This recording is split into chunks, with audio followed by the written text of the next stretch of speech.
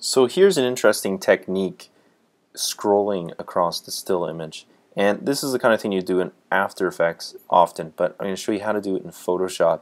It's actually pretty straightforward, and it's using the animation palette in Photoshop. So here you can see we scroll across from cell to cell. We pause there for a moment so the reader can read the text, and then we scroll on to the next one. It's a little choppy, and you can adjust that with the frame rate. I've just done this really quickly to illustrate the effect. So make sure that the animation palette is open in Photoshop, and I'm just going to open a Peanuts cartoon I have here. Charlie Brown is always good.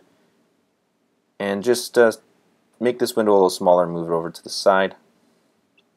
Then we're going to open a new window, and we're going to size this to our viewport. You could do 16:9 aspect ratio. I'm just doing something really small here. I'm doing this in millimeters. You'd probably want to do it in inches. Just trying to keep this small so I can run through it real quickly. So drag your document in. I'm just going to resize it so that the cells fit roughly within my viewport.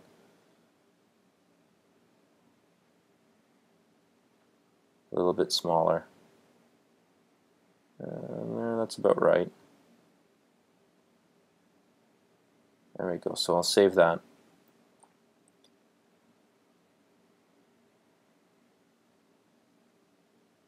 So we've got two layers. I'm just going to fill the background with white in case I show any of it. I don't want it to be transparent.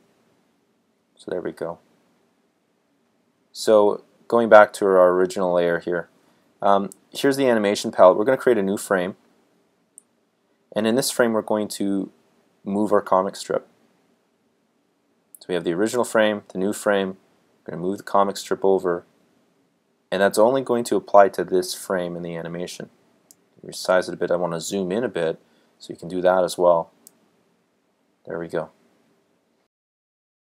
We've got the original frame, the new frame. Let's create another one. We're going to move over again. This is frame 3. And go ahead and do this for each one of the cells.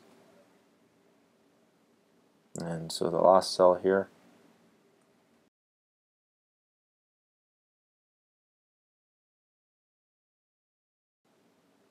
Few adjustments.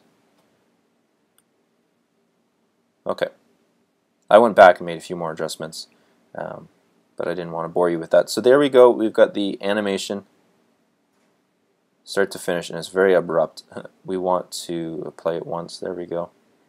We want to tween out the motion in between the two. So we're going to use the motion tween tool, and we're going to pick in the vicinity of 24 frames. So if we're playing our video back at 24 frames per second, which is standard film frame rate, then 24 frames would give us 1 second of animation. So we have all layers are selected layers, and that just applies to the layers palette. And we're just going to apply the parameters of position to this. You might want to do a fade. If you fade an object, you could use opacity, or you might have other effects that you're going to use, like lighting. So once you do that, that's created your 24 frames in between. You can see here the slight difference, and we've got a bit of a jump here. So we're going to select between the last frame and the new one. Now, eventually I want to put some pauses in there, but if I do it now, it's going to apply 5 seconds to every single frame in between these two, so I don't want to do that. So let's just no delay on that, and let's add another 24 in between here, and now I'm going to put my pause in. So I'm going to do 5 seconds. I'll go back to the first one and do 5 seconds there as well. But you want to do that after the fact.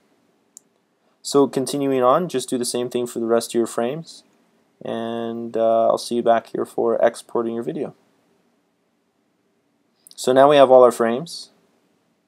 We can play through it here, and the frame rate on this computer is playing back pretty good, but often you'll get a slower frame rate. So if it looks a little jerky, that could just be your computer trying to keep up. When you export your video, it will smooth out that animation a lot for you.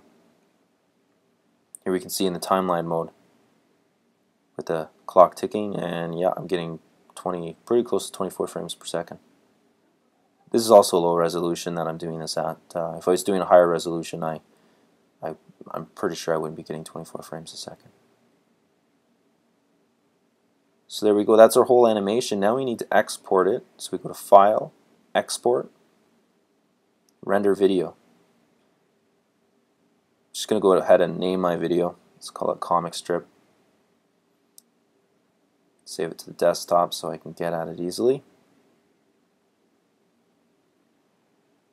And I'm going to save it as QuickTime. There's a few settings. Let's change it to 24 frames per second.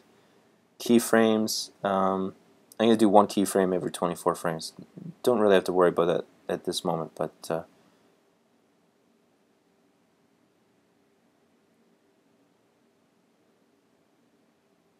okay.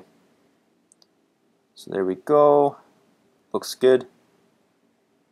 And we'll have to change under rendering options at the bottom here. We'll have to change that to 24 frames per second as well. Let's go ahead and render that now, and there you have it. Thanks for watching the tutorial, and if you want more tutorials, you can check out my YouTube channel. You can request a tutorial if you'd like by sending me a message, or visit my website, steedencrow.com.